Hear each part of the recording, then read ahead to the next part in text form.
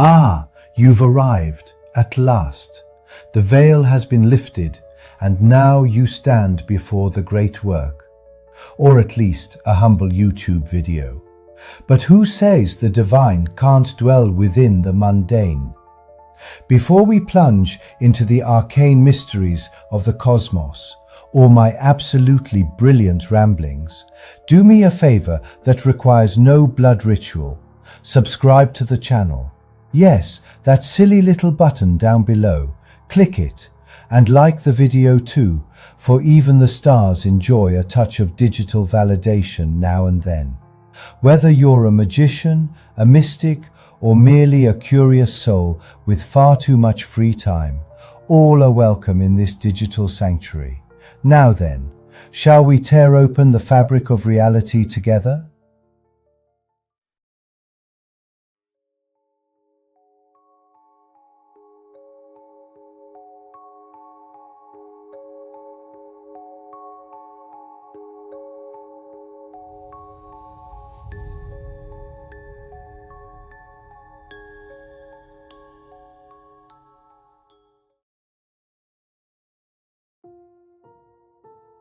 Ah, my dear and adorable credulous ones, still swallowing the old church tale as if it were the only truth of the cosmos. Today we shall dissect that little manual full of demons that so many love to fear, the Goetia.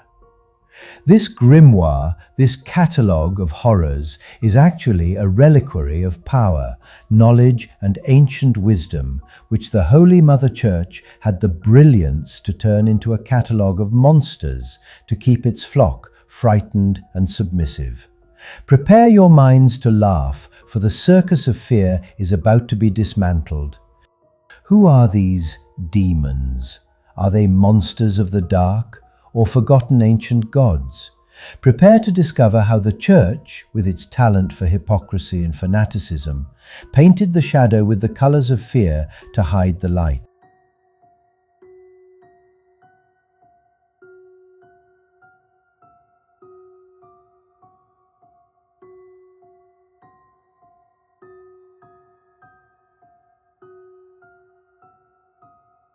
In those medieval times, when people still danced around sacred fires, revering the earth, the moon, the sun, and the ancient gods of nature, the Church appeared, the most effective institutional apparatus to manipulate souls and consciousness. They didn't just forbid the worship of the ancients, they transformed these entities into monsters with horns, tails, and pitchforks. Because after all, nothing like a grotesque appearance to terrify the innocents.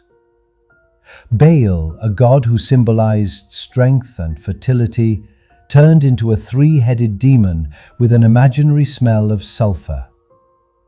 Astaroth, spirit of wisdom and knowledge, became a disgusting demon to scare the curious.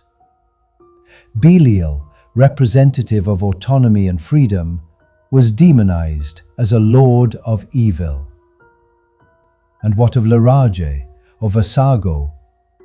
No, they were not the sons of some infernal pit, but rather spirits associated with archery and divination, arts revered in many ancient cultures. Twisted by the Church into terrifying agents of chaos and doom. Thus, the Church maintained its absolute control through the creation and dissemination of fear, a fear we now know to be the most effective prison of the mind.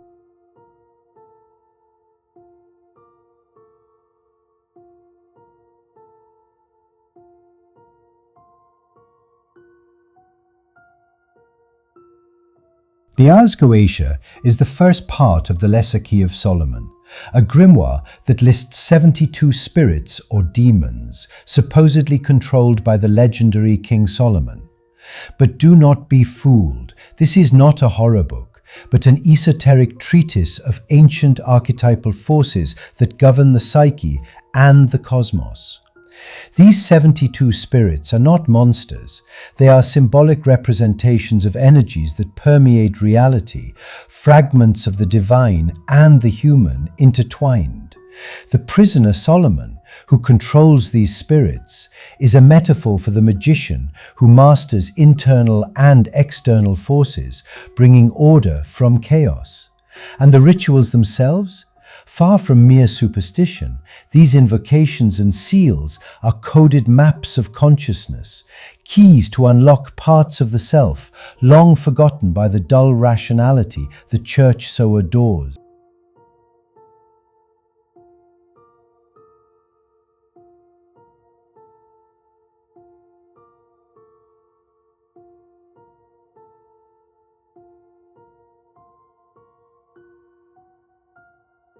Let's clarify the greatest irony.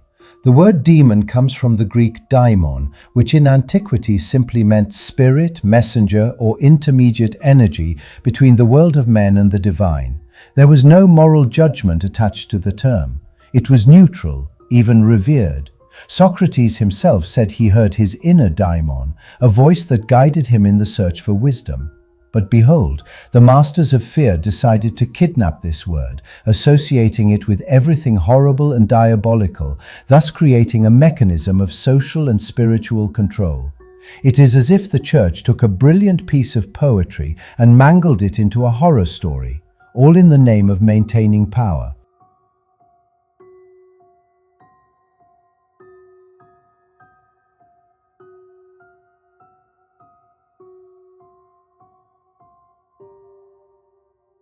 Each demon of the Goetia represents an archetype, a force or energy that acts inside and outside of us. Paimon, the king who governs the secrets of knowledge and philosophy. Asmodeus, who deals with lust and pleasures. Belial, symbol of independence and willpower. They are not to be feared, but understood.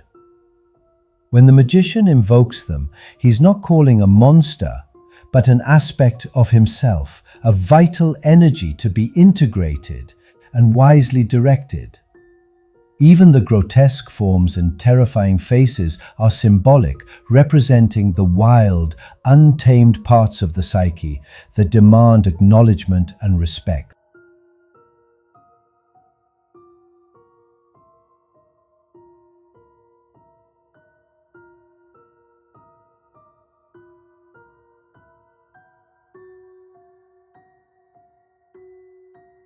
What really imprisons us is fear. Fear systematically planted in minds by the Church, using demons as a scapegoat to divert from the real problem. Dogma, control, ignorance. While we fear external forces, we are unable to recognize the true demons within: fear, doubt, submission. True revolution begins when we look inside, face our shadows, and integrate our hidden forces. Only then can the magician claim his sovereignty.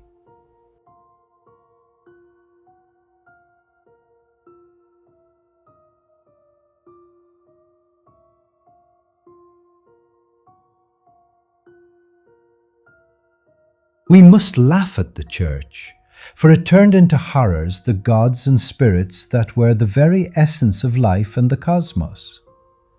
They used the theatre of fear to hide their interest in power, selling a mutilated truth to control humanity. Laughing at this farce is the first step to freeing the mind. Laughing is rejecting imposed fear and embracing the freedom of knowledge. Imagine the Church Fathers drawing caricatures of Baal and Astaroth while sipping fine wine in gilded halls. Such exquisite irony.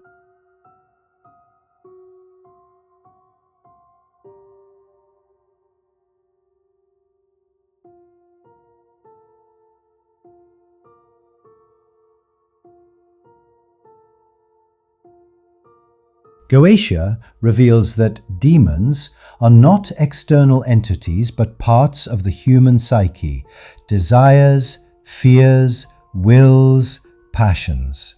Knowing and mastering these aspects is the magician's path. And the Church? It prefers you to fear, to flee, and never know the power within you. But to the brave souls who embrace the ancient wisdom, welcome to the dance of shadows and stars.